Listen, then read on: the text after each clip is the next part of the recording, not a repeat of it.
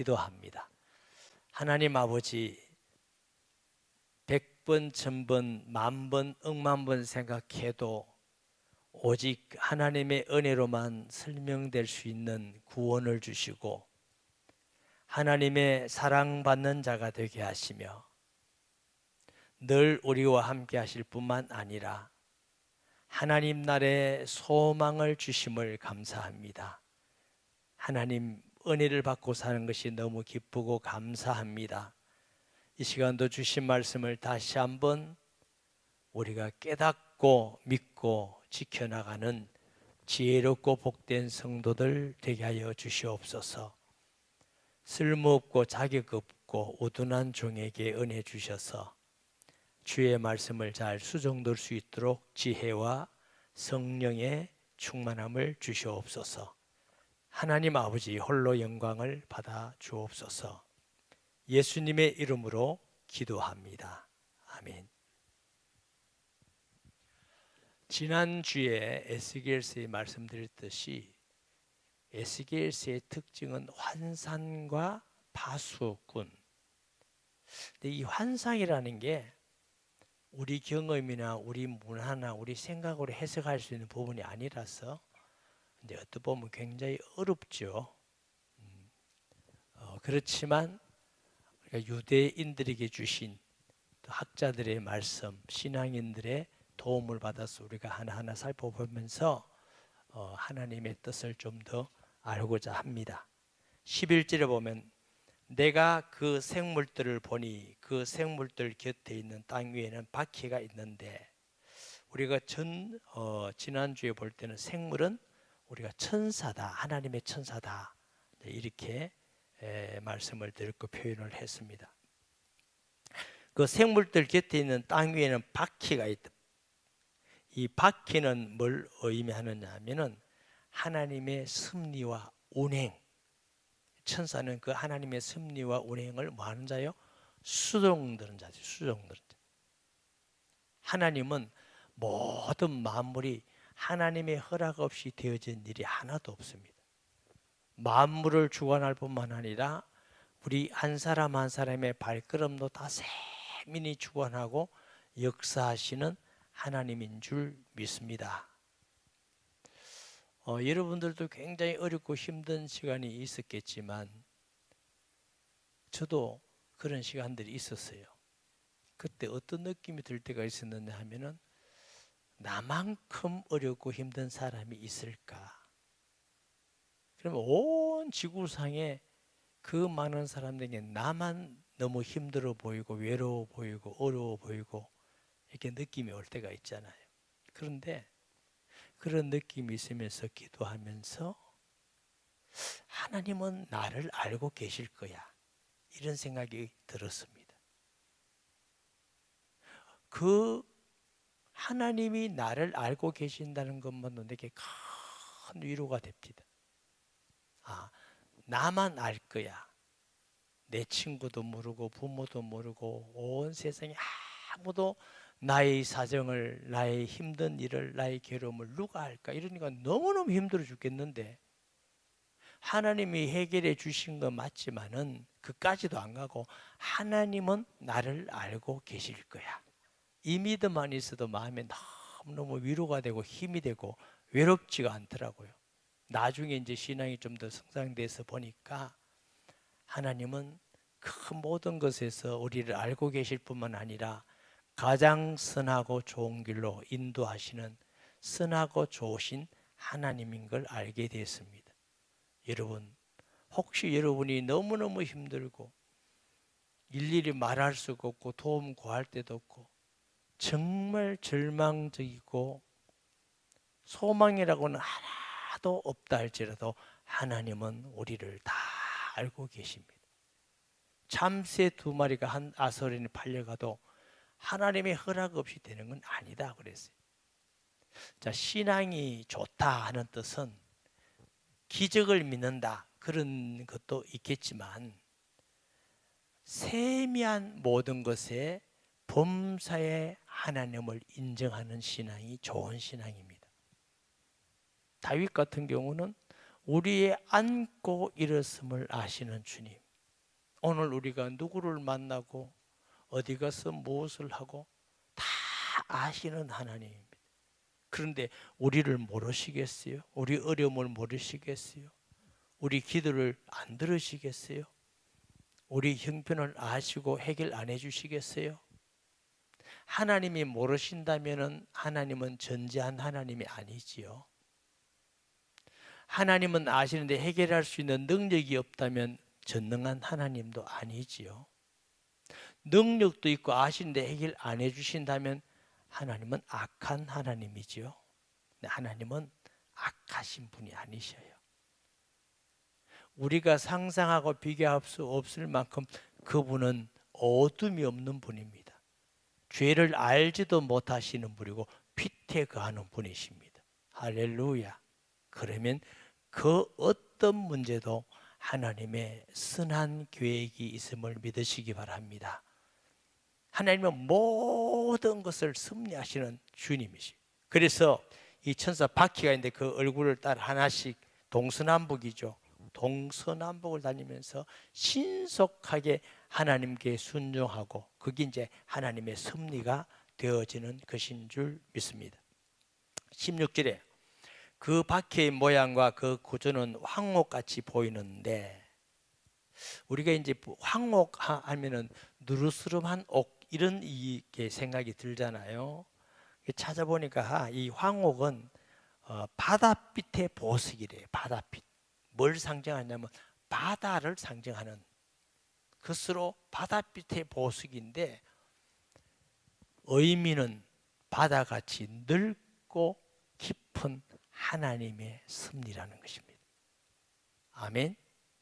하나님은 얼마나 광대하시고 얼마나 지혜가 넓으신지 바울이 로마서를 기록하면서 이렇게 말합니다. 하나님께서 그의 아들을 보내사 유대인에게 복음 전하니까 유대인들이 거부하잖아요. 그래서 복음이 어디로 가죠? 스데반의 환란을 통해서 이제 유럽 마케도니아로 가고, 마케도니아에서 가는데, 당시 바울의 소원은 우리가 로마서도 읽어보고 이렇게 읽어보면 바울이 로마 가기를 소원합니다. 내가 로마에 가서 너에게 신령한 말씀을 전하기를 원한다. 그리고 바울은 어디까지 가기 원했냐면 스바냐까지 가기를 원한다 그래요. 스바냐 스페인이에요. 지금은 우리가 지구가 둥글다 이렇게 알지만 그때 시대는 지구가 네모 빠듯하다 이렇게 이제 믿을 때예요. 그러니까 스바냐는 이게 땅끝이다. 바울은 이제 이렇게 이해한 거죠.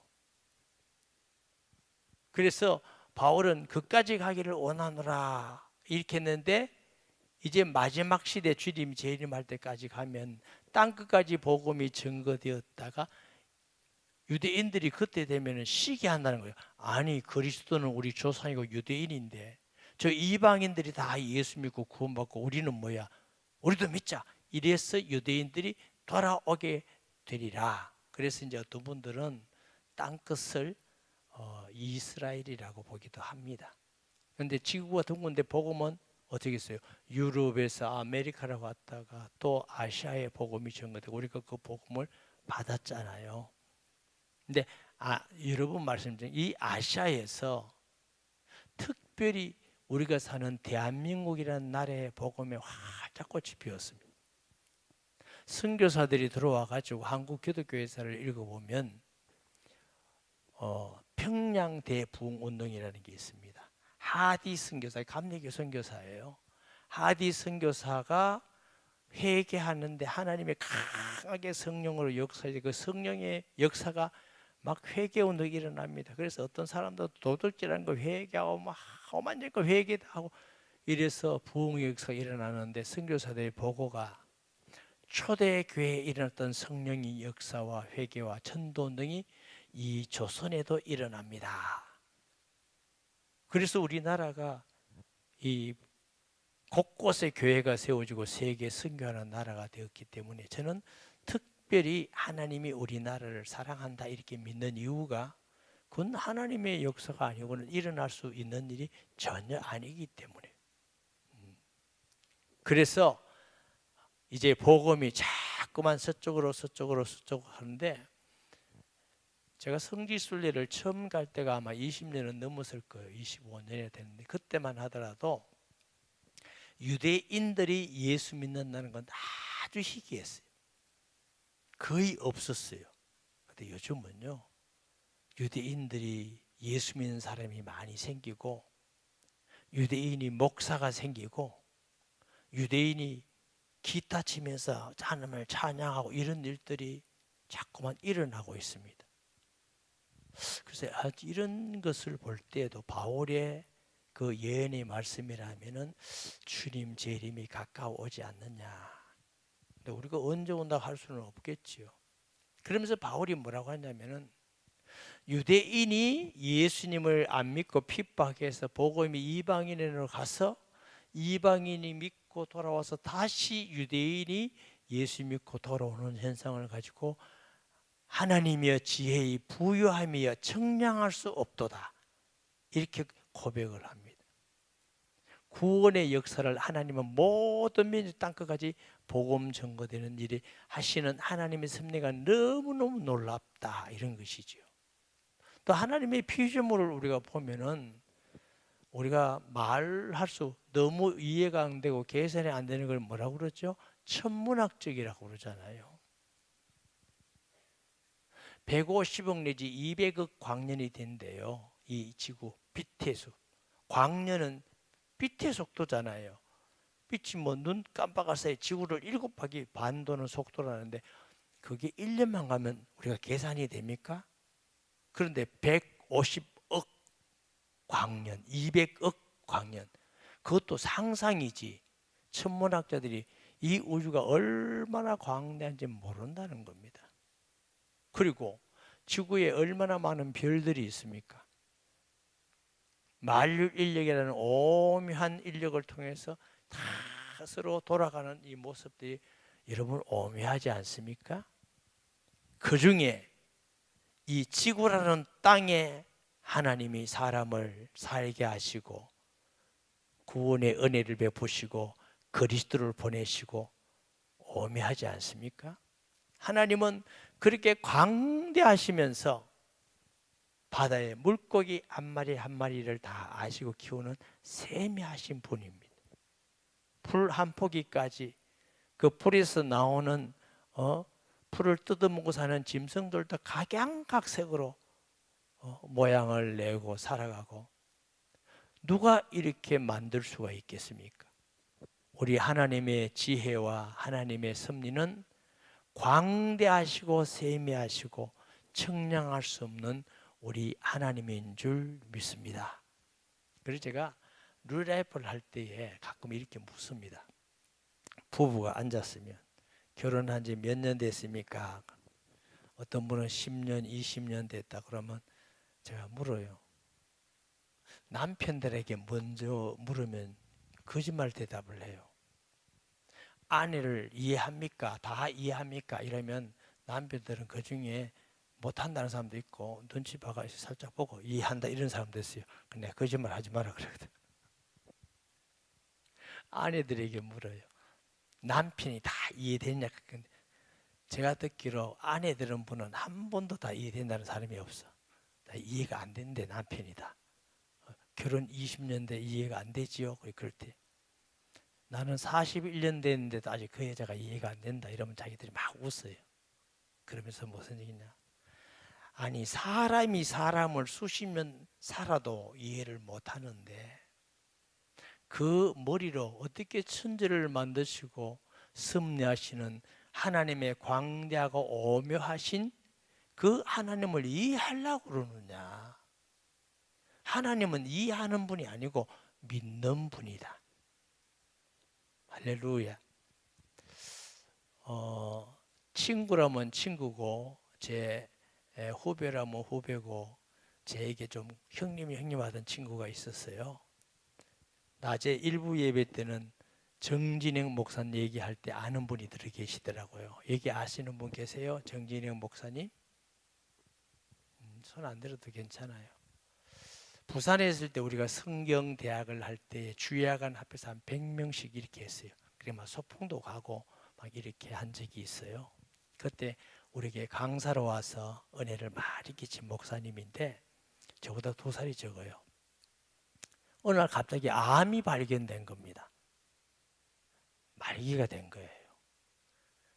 그러다가 40대 초반에 그 집 어린 딸이 4명이 있었어요. 4명. 그래서 갑자기 돌아가셨어요. 저도 굉장히 충격이었어요. 아니, 이분은 정말 복음을 잘 전하는 분이고 아는 것도 저보다 많이 알아요. 아는 게 얼마나 많이 하는지 몰라. 아는 것도 너무 많이 알고. 그런데 우리 생각에는 하나님 꼭 불러가시려면 게으름 피우고 목회 잘 안 하는 사람 불러가지. 복음 전파에 이런 목사님은 꼭 필요한데 왜 이 목사님 불러서 가셨을까? 참 이해가 안 되더라고요. 그런데 이제 그 장례식 기도에 노예에서 저보고 기도해 달라 해서 제가 기도하면서 이렇게 기도했어요. 하나님 아버지, 우리는 하나님의 하신 일을 이해할 수가 없습니다.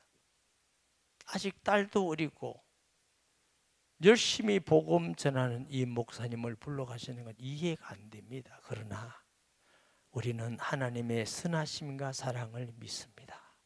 하나님의 하심을 믿습니다. 제가 그렇게 기도한 적이 있습니다. 그 후에 저희들이 마음이 너무 아파서 우리가 당회해가지고 그랬어요. 목사, 장로님들, 우리 교회 성도에게 성경을 많이 가르쳐 주시고 또 은혜를 많이 끼쳤는데 이 집이 이래 어려운데 우리가 도와야 되지 않겠느냐. 이 아이들이 대학 마칠 때까지 10년은 도웁시다. 그래서 꽤나 저희 교회가요 10년 동안 그 가정을 재정 지원을 했습니다. 아이들이 다 자라서 이제 결혼을 했습니다. 그게 우리 교회가 참 선한 일을 한 거죠. 하나님의 은혜라고 생각을 합니다. 그러니까 때로는 여러분 하나님이 하신 일이 이해가 안 될 때가 있습니다. 꼭 이해하고 따라가려 하지 마세요. 하나님이 아브라함을 어이롭게 이긴 것은 이해하고 가서가 아닙니다. 갈 방향을 알지 못하고 하는 말은 아브라함 이해 못했단 말입니다. 알지 못했지만 하나님께서 말씀하신 그 옷을 떠나 하나님이 그를 어이롭게 여기셔. 여러분 자녀가 10살쯤 됐는데 그래 엄마나 아빠가 가자 그러면 왜요? 그냥 가. 네 이해 못해서 안 갈래요. 그래 설명을 좀 해도 이해가 아직 안 됐어요. 이러 끝까지 안 간다고 버티면 어떻겠어요? 한 대 맞는 거지 뭐. 아니 사람과 사람 10살과 엄마 아빠 사이에도 이게 이해가 안 되는데 그냥 와 내가 너한테 나쁜 거 시킬까 보냐 이러잖아. 하나님과 우리 사이가 엄마하고 아이 사이 정도가 됩니까? 하나님은 전능하신 분인데 그래서 성경 말씀은 이해의 책이 아닙니다. 믿음의 책입니다. 믿으면 알게 돼요. 깨달아져요. 말씀이 이루어지고 성취가 되어요. 할렐루야. 오늘 의 성도들 자기의 머리를 너무 알고 이해하려고 하지 말고 하나님의 말씀을 믿음으로 아멘 하는 자가 복 있는 자인 줄 믿습니다. 때로는 내가 이해 안 되고 내 수준과 이러면 안 되면 자꾸 아니라고 이렇게 하는데 그건 불신앙입니다. 무조건 그런 목사님 믿어야 됩니까? 답은 무조건 믿어야 됩니다. 그런데 우리가 다 저도 여러분들도 불신앙 많이 하고 부패되어 있기 때문에 제가 말씀 전할 때 무조건 믿어라 이런 단어도 잘 안 쓰고 할 수 있다면 제가 불신앙했던 얘기도 해주고 그런 과정 속에서 이렇게 해서 믿었다는 얘기도 해주고 하는 것은 왜 그렇게 하느냐. 혹시 저같이 옛날에 좀 잘 안 믿어지는 건 안 하고 뺀들뺀들하고 그런 사람이 있을까 싶어서 여러분에게 하는 겁니다. 후에 보니까 결론은 그냥 믿고 가는 게 맞아요. 맞는데 거기까지 과정이 필요하죠. 과정. 그래서 어린아이같이 단순한 순전하고 겸손한 사람은 주님 말씀하면 무조건 아멘, 아멘. 그렇게 아멘 하면 하나님이 인도하시는 걸 우리가 알게 되는 것입니다. 하나님의 크고 놀라운 깊은 지혜와 섭리를 우리가 다 이해할 수 없는 줄 믿으시기 바랍니다. 성경은 믿음의 책임. 제가 루라에 밤새 가끔 얘기합니다. 우리가 유치원, 초등학교, 중학교, 고등학교, 대학 때까지 공부할 때 머리로 했다. 영어를 갖다 놓고 믿습니다 안 하잖아요. 암기하고 배우고. 역사를 갖고 수학을 갖고 믿습니다 안 합니다. 머리로 합니다. 이 습관이 있어가지고 성경도 자꾸 이렇게 머리로 하려고 그래요. 그 습관을 빨리 버려야 됩니다. 성경은 영의 말씀이에요.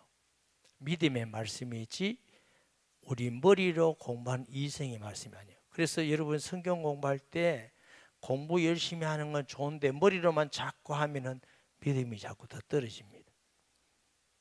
그래서 교만하게 됩니다. 지식은 사람을 교만하게 만들며, 여러분이 성경 공부를 많이 하고 열심히 읽고 열심히 암송도 했는데 자꾸 교만해진다. 성경 공부 잘못한 겁니다. 마음으로 받아들이지 않고 머리로 한 겁니다. 마음으로 하나님 말씀을 암송하고 믿고 묵상하고 읽고 하면요 자꾸 낮아집니다. 자꾸 주님을 닮아가고 주님 말씀이 꿀송이같이 달고 순종해지고, 이게 성경 공부를 바르게 하는 겁니다. 그래서 우리가 지식적인 성경 공부가 아니라 하나님의 말씀을 믿고 행하는 성경 공부라야만 바른 성경 공부다. 아멘 해야 되는데 모양같이 있으며 그들의 모양의 구조고 바퀴 안에 바퀴가 있다 그랬어요. 바퀴 안에 하나님의 섭리 안에 또 다른 섭리가 있는 것입니다. 예를 들어서 요셉이 팔려간 같이 종살이 하잖아요. 그것만 하시는 게 아니라 하나님은 이 요셉을 통해서 이삭의 가족과 그 시대의 사람을 구원하기 위한 계획이 있고, 또 더 깊은 계획은 뭐예요? 아브라함에게 약속한 모세를 통한 출애굽의 계획도 있기 때문에 애굽으로 보내는 것입니다. 그러니까 우리가 하나님의 말씀이나 섭리를 볼 때 이게 하나님의 섭리 다 하다가 아니라 그 속에 또 다른 하나님의 섭리가 있고, 우리의 고난 중에 우리를 낮추시기 위한 것도 있지만 주님 앞에 기도함으로 하나님의 능력을 경험하고 임재를 경험하는 그런 귀중한 섭리도 있고, 하나님의 지혜가 한이 없으신 것입니다. 17절에 그들이 갈 때는 사방으로 향한 대로 돌이키지 아니하며 가며, 하나님의 순종하는 천사들은 돌이키지 않으며 바로 하나님 뜻대로 순종하는 걸 말하죠. 그 둘레는 높고 무거우며 그 네 둘레로 돌아가며 눈이 가득하며, 하나님의 그 섭리, 하나님께서 높고 하나님의 하시는 모든 이가 너무 높고 너무 커서 사람들은 다 알지 못할 만큼 두려운데 그게 눈이 가득하다. 이 말씀은 무슨 말씀이냐? 온 세상에 보지 못하고 알지 못하는 것이 없다. 하나님 앞에 숨길 수가 없는 것인 줄 믿습니다. 그러니까 어리석은 사람이 하나님께 숨기려는 사람이에요. 우리가 죄를 지으면 그냥 고백하세요. 하나님, 제가 잘못했습니다. 그게 맞는 것이지 자꾸 하나님을 숨기려고 그러고 바보가 하는 겁니다. 시편 14편에도 어리석은 자는 말하기를 하나님이 없다 하도다. 그게 제일 어리석은 사람이에요. 그렇게 보면 예수님 안 믿고 속이면서 사는 사람, 그게 어리석은 사람이에요. 모르겠어요. 저는 볼 때 그 사람이 바보 같아 보여요. 야, 저거 하나 얻으려고 저거 하나 하려고 거짓말하고 사람을 모함하고 죽이고 없는 말 꾸며내고, 야, 진짜 바보 같구나, 어리석구나. 하나님 앞에 드러나지 않음이 하나도 없습니다. 지혜로운 사람은 하나님이 계신 것과 그가 모르심이 없는 줄 알고 하나님 앞에 고백하고 자백하고 하나님의 은혜를 구하는 자가 지혜롭고 복된 자인 줄 믿습니다. 자, 19절에 그 생물들이 갈 때는 바퀴도 그 곁에서 가고 그 생물들이 땅에서 들릴 때는 바퀴들도 들려서 영이 어떤 쪽으로 가면 생물들도 영이 가려는 곳으로 가고 바퀴들도 그 곁에서 들리니 이는 생물이 그 영이 그 바퀴들 가운데 있음이니라. 그들이 가면 이들도 가고 그들이 쓰면 이들도 쓰고 그들이 땅에서 들릴 때는 이들도 그 곁에서 들리. 이는 생명의 영이 그 바퀴들 가운데 있음이더라. 저는 개인적으로 이 말씀이 참 이렇게 이해하기가 어렵더라고요. 앞에 구절에도 보면 제가 지난주에 뭐냐면 이 영은 하나님의 영을 말하는 게 아니고 사람의 영도 아니고 여기는 천사의 영도 아니고 천사라고 할 수 없고 그래서 아마 이게 천사라고 우리가 호칭하는 게 어떠냐 이렇게 말씀드린 적이 있는데 일주일 내내 마음속에 내가 정확하게 잘 못했구나 이런 마음이 좀 있었어요. 다시 이 구절이 나와서 쭉 제가 살펴보니까 여러 군데 책을 제가 보고 보니까 이 영이란 단어 우리가 이제 쉽게 우리가 해석하려면 이 영이 하나님의 영이다 이래 보면 굉장히 해석하기가 좋아요. 그렇잖아요. 하나님이 가는 곳마다 천사가 움직이고 가는 곳마다 하나님의 역사가 일어나고 가는 곳마다 모든 게 이러면 굉장히 해석은 쉬운데 어느상 본문이 본 단어가 그렇지 않다는 거예요. 그리고 그 밑에 보면은 이게 하나님의 영이라는 그런 영도 아니고 사람의 영도 아니고 그 밑에는 뭐라고 해놨느냐면 그 곁에 들어서 생물의 영이 그랬어요. 생물의 영이 뭐예요? 천사의 영, 천사 자체가 영이죠. 그래서 이걸 어떻게 성도들에게 말씀을 해주면 좋을까 이런 제가 고민을 하다가 하나님은 영이시고 또 천사도 영적 존재잖아요. 그래서 하나님의 뜻, 하나님의 말씀과 뜻 가운데에 이 천사들이 하나님의 말씀에 전적 순종해서 가라면 가고 서라면 서고 오라면 오고 전적으로 완전하게 하나님께 순종하는 천사들의 모습이다. 이렇게 우리가 이해하면 좋겠다. 이런 생각을 해보게 되었어요. 자, 22절. 그 생물의 머리 위에는 수정 같은 궁창이 형상에 있어 보기에 두려운데 그들의 머리 위에 펼쳐져 있으며 이게 머리 위에는 수정이 뭡니까? 유리지요. 깨끗한 겁니다.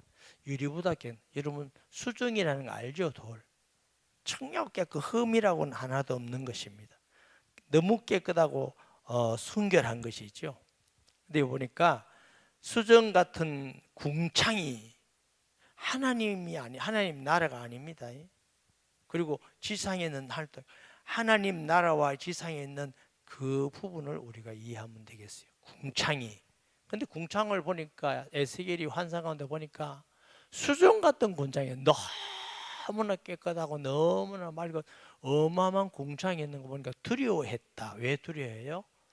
너무 깨끗하고 순결해서.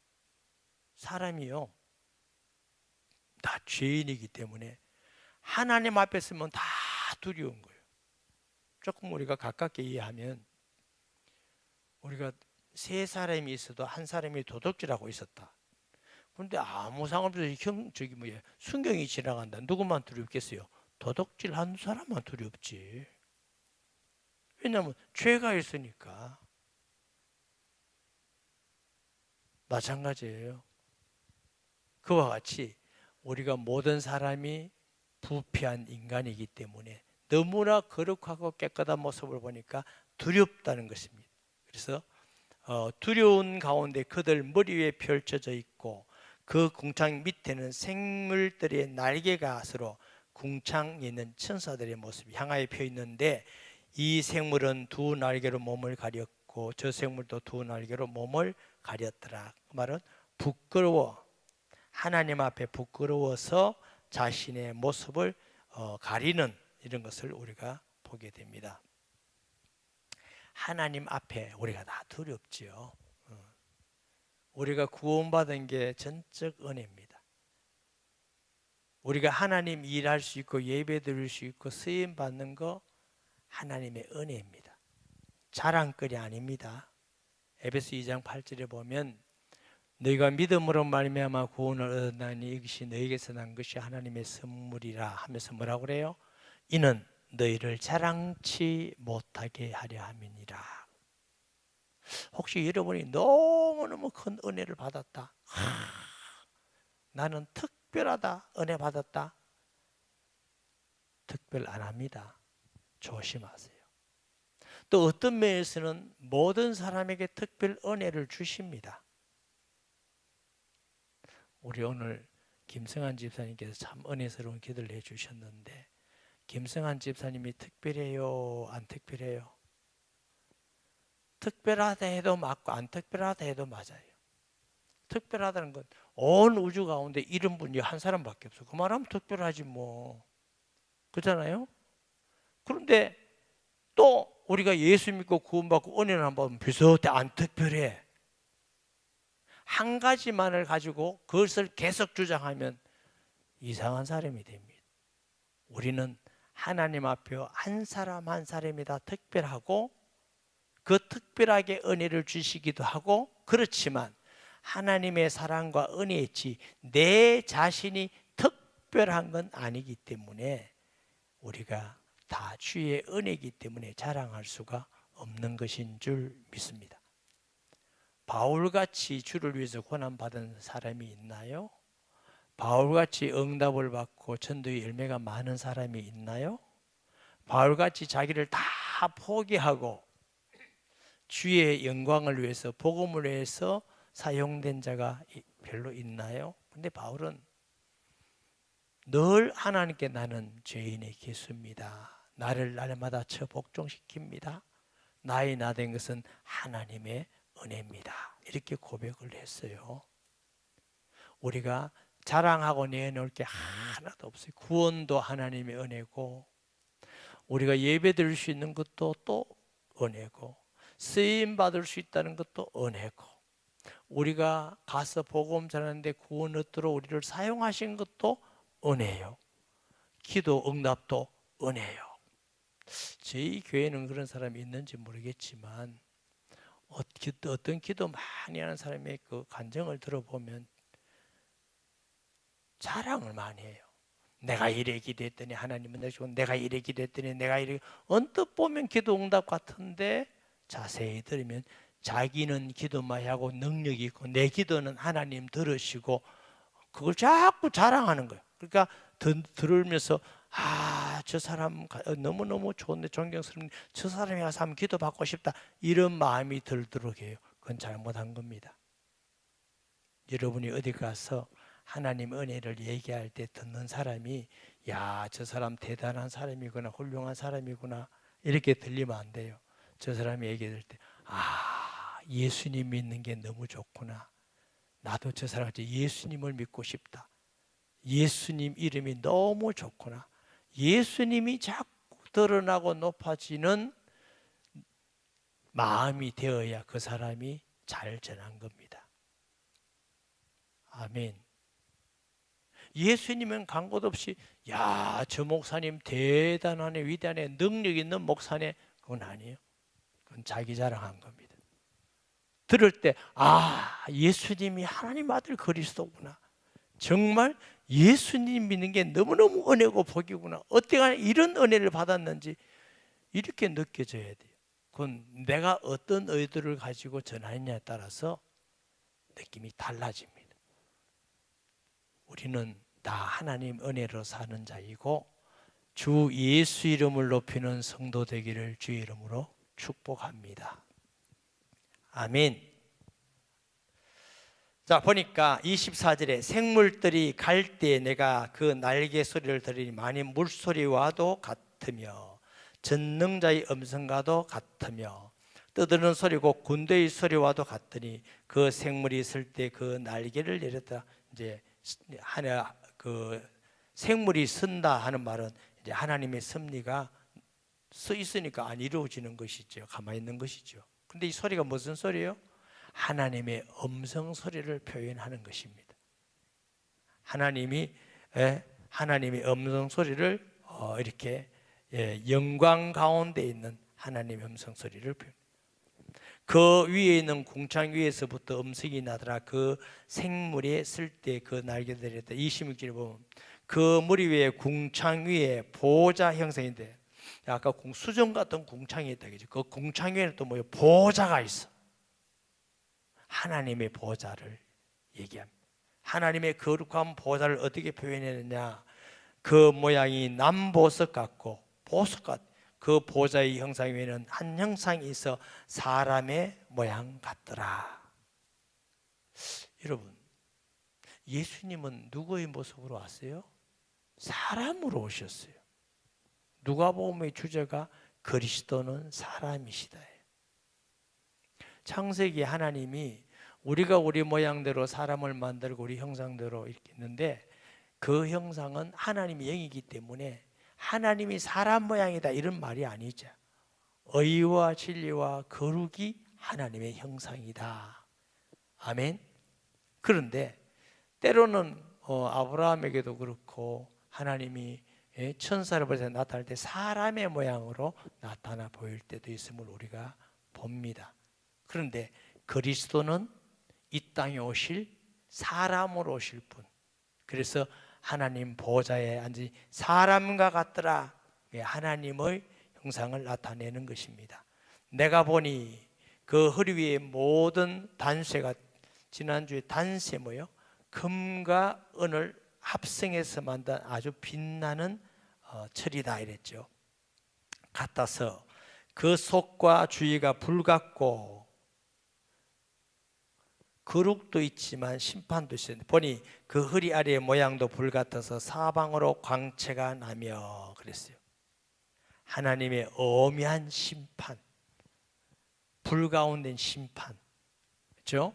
하나님은 창조자이기 때문에 심판주도 되는 줄 믿습니다.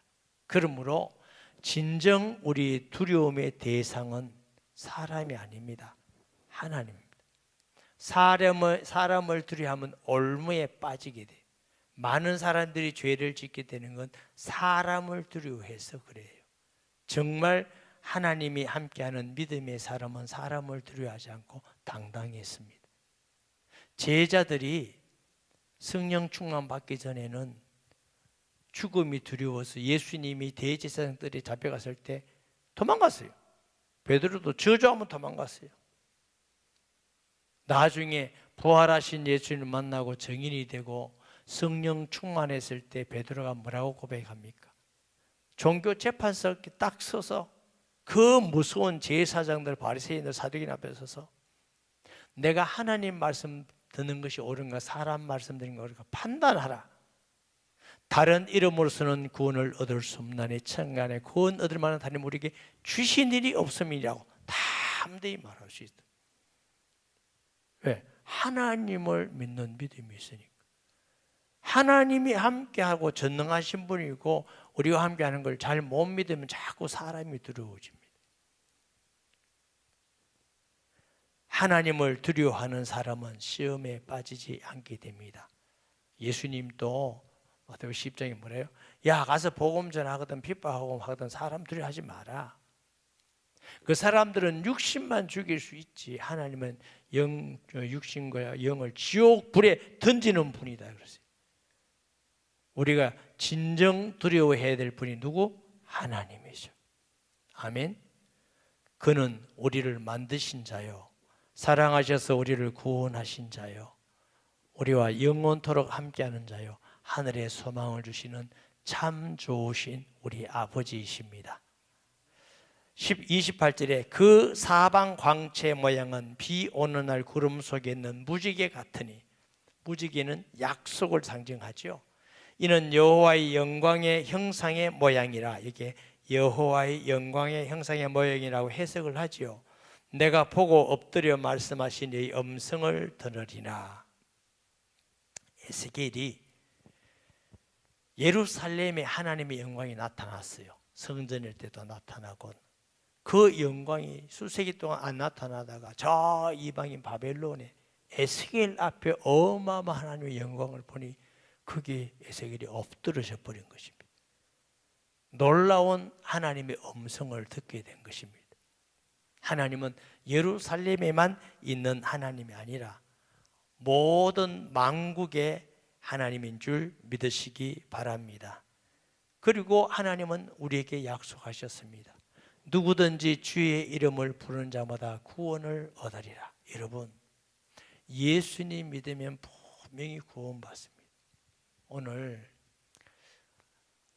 처음에 우리에게 어떤 분이 오셨는데 영적인 문제가 있었어요. 그래서 이제 가정 가운데 예수님을 영접했는가 보다 이렇게 이해하고 신앙생활도 열심히 하고 헌금생활도 열심히 해서 집사로 임명해서 집사로. 그런데 이제 산부 예배 오는데 보니까 귀신하고 자꾸 대화를 해요. 그래서 이 귀신이 안 들어갔구나. 지난주에 제가 잠깐 기도했는데 그래서 이제 그 교육자들이 목사님 한 만나주면 좋겠습니다. 그래서 오늘 산부 예배 마치고 제가 새가족실에서 만났어요. 만나서 제가 얘기를 다 했어요. 속에 귀신이 있지요. 예. 그 속에서 귀신인데 자꾸 성령이라고 그러는데 성령은 그렇지 않습니다. 자꾸 성령이 인격적인 분인데 예배 때 말하고 그런 건 아니다. 그런데 이해를 하더라고요.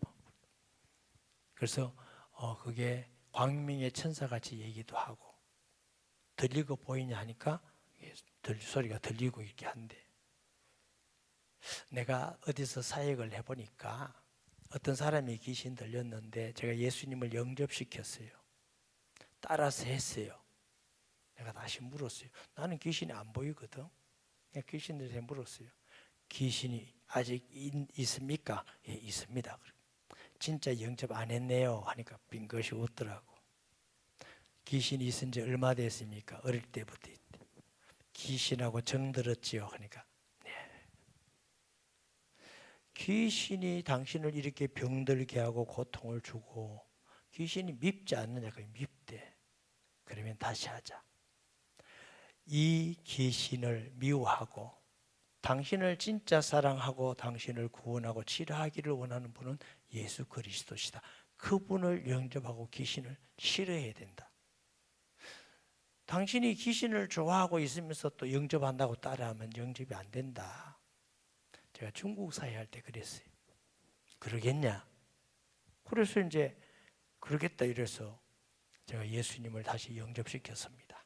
그리고 기도해주고 중국에는 교회에서 막 공개적으로 성경을 못해서 제가 어느 집 아파트, 그것도 아파트도 있더라고요. 그래서 이제 성도들을 이렇게 모아서 제가 이제 성경을 가르치고 있는데 얼마 안 있다가 그 교회에서 전갈이 왔어요. 그 자매가 귀신이 떠나고 정신이 온전하게 되었고. 근데 말이 뭐냐면 얼마나 재밌냐면 조선 예수가 와서 나를 치료해 줬대. 이제 표현을 그렇게 한 거지. 제가 뭐 예수님이겠어요. 조선 예수 믿는 사람이 이렇겠지. 그러면서 나도 이제 교회에서 신앙생활하고 찬양하고 찬양대하고 너무너무 감사하다고 자기 귀신 떠나갔다고 너무 감사하다고 근데 그 얘기를 조금 해줬어요. 해주고 집사님 귀신이 있다는 거 알지요? 그 귀신을 미워하셔야 됩니다. 집사님을 괴롭히잖아. 병들잖아. 이상한데 미워했어요. 그리고 예수님을 내 마음속에 구주로 영접해야 됩니다.